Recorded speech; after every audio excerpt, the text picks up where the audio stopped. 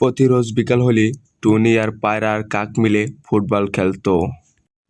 কাক আর টুনি আর পায়রা মিলে তারা প্রতিদিন বিকাল হলেই ফুটবল খেলতো।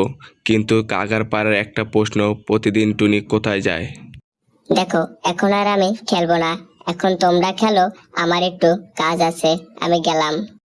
আসলে তো এখনো যদি চলে যাও তাহলে কেমনে হয়? একটু মজা করে খেলবো, তাও হলো না।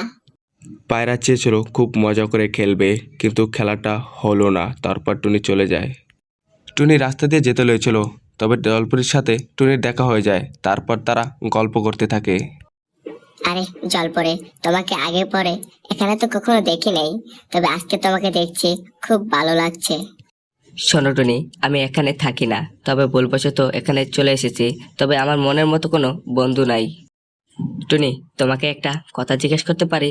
তবে তুমি যদি অনুমতি দাও তাহলে আমি তোমার কাছ থেকে জিজ্ঞেস করব। আরে কি বলছো জলপরি, তুমি আমার কাছ থেকে কথা জিজ্ঞেস করবে? তাও কি আবার অনুমতি লাগেনি? তুমি বলো চালু করে। টুনি, তুমি কি আমার বন্ধু হবে? তবে আমি তোমাকে কথা দিচ্ছি, কখনো তোমাকে ছেড়ে এখান থেকে চলে যাব না। আরে কি বলছো জলপরি, আমি তোমার বন্ধু হব? সেটা তো আমার ভাগ্য। তারপর জলপরি আর টুনি খুব ভালো একটি বন্ধু হয়ে যায়। প্রতিদিন বিকাল হলেই তারা ফুটবল খেলতো, কিন্তু টুনি অল্প একটু খেলেই চলে যেত। কাক আর পায়রার খুব রাগ হতো টুনির উপরে। দেখো, আজকেও আমি খেলতে পারবো না। আজকে একটু আমার এক জায়গায় যেতে হবে, তোমরা খেলো। দেখো টনি, তুমি প্রতিদিন কি শুরু করে দিয়েছো? ভাবছি একটু মজা করে খেলবো, আজকে তাও হবে না। টুনি চলে যাওয়ার পর কাক আর পায়রা ভাবতে থাকে প্রতিদিন টুনি কোথায় যায়। আরে কি ব্যাপার, টনি প্রতিদিন এভাবে খেলার টান হলে টনি কোথায় যায় তুমি কি জানো? শোনো কাক, আমার তো সে একই প্রশ্ন। টনি প্রতিদিন এইভাবে খেলার টান হলে কোথায় যায়? টনি কালকে আসুক, টনিকে আমি জিজ্ঞাসা করবো টনি এভাবে কোথায় যায়। প্রতিদিনের মতো তারা খেলাধুলা করে, কিন্তু সবার মাথায় একটাই প্রশ্ন, টুনি অল্প একটু খেলে কোথায় যায়। টনি, তোমাকে একটা কথা জিজ্ঞেস করতে পারি? প্রতিদিন বিকাল হলে তুমি কোথায় যাও?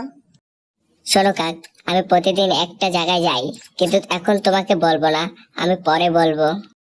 শোন টনি, তোমাকে এখনই বলতে হবে, তুমি প্রতিদিন এভাবে অল্প একটু খেলে কোথায় যাও?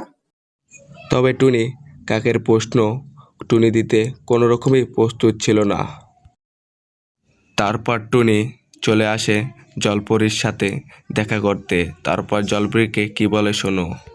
আরে জলপরি বন্ধু, তোমার কি অবস্থা বড়? আমার একটু আসতে দেরি হয়ে গেছে, তার জন্য সরি।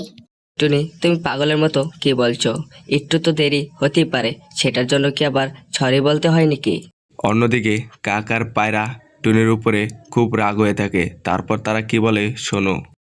শোনো পায়রা, টুনিকে আমি কথা জিজ্ঞেস করলাম, টুনি তার কথা কোনো বললই না। সেটা তো দেখলাম কাক, এখন টুনি যদি না বললে সেটা এখন আমি কি করব বলো? আরে হয়েছে হয়েছে, সেটা তোমার কিছু বলতে হবে না, আমারটা আমি করব। টুনি আর জলপরীর সাথে টুনির বন্ধুত্বটা খুব মানাইছে। টুনি, তোমাকে আমি একটা উপহার দিতে চাচ্ছি, তুমি কি আমার উপহার তুমি কি নেবে?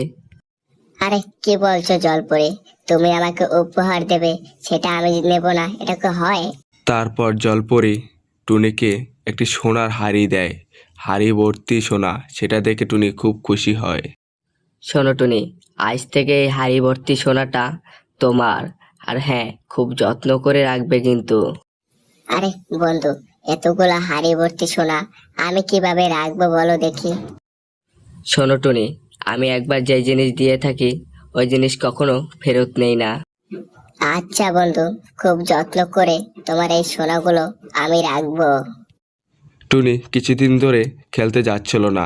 তারপর কাক এসেছে টুনিকে ডাকতে। কি ব্যাপার টনি, তুমি কিছুদিন ধরে দেখছি আমাদের সাথে খেলতে আসছো না? শোনো কাক, আমাদের এই পাশের নদীতে এক জলপরি থাকতো। সে আমাকে এক হাড়ি ভর্তি সোনা দিয়েছে, সেটা চোরে নেওয়ার ভয়ে তাই আমি এখানে পরে দিচ্ছি। টুনির মুখে এই কথা শুনে কাক লোভ সামলাতে পারে না। তারপর চলে আসলো পরীর সাথে। কাক, তুমি এখানে হঠাৎ করে কি ব্যাপারে আসছো? আমাকে একটু বলো দেখি। জলপরি, আমি শুনছি টুনির কাছ থেকে টুনিকে নাকি তুমি হাড়ি ভর্তি সোনা দিয়েছো। হ্যাঁ, টুনিকে আমি দিয়েছি, কিন্তু তোমাকে দেব না। তুমি অনেক লোভী। বন্ধুরা, আমাদের চ্যানেলে যদি নতুন হয়ে থাকো, লাইক আর সাবস্ক্রাইব করে আমাদের সাথে থাকো। টাটা বাই, ভালো থেকো।